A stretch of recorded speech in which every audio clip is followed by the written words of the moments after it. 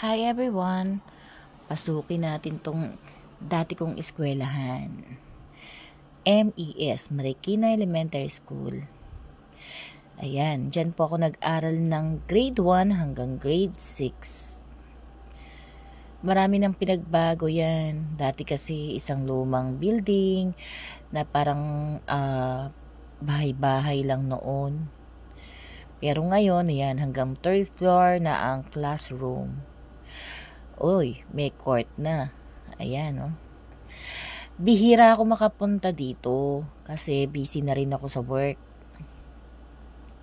At ngayon nga, ito na yung chance ko dahil meron kaming meeting sa reunion or sa alumni. Ayan. Kaya ako napasyalan. Ang maganda rito, malinis at malawak pa rin. Ang eskwelahan namin malaki. Yan. Nung araw kasi hindi ganito kaganda dyan.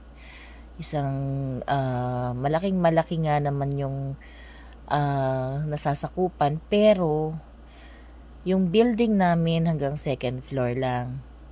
Tapos mga luma pa. Pero ngayon, bagong bago na sila. Hanggang 3rd floor na. At may mga smart TV pa. At yung ibang classroom, may CR pa. Yan. Ganyan kami sa Marikina. Uy, dumating na ang aming mga ka-meeting. Ayan po si Nora. At si Fatima. Nandyan na rin. Papasok kami dun sa meeting room. Iyan ang Marikina Elementary School. Hindi mahirap kilusan ng mga estudyante dahil malawak, maayos at makakapag-aral ka talagang mabuti. Kita mo, pati ang daanan hindi kipet. Kayang-kaya mong dumaan, ang paikot-ikot dyan dahil malawak ang mga daan. Ayan yung mga pasilyo.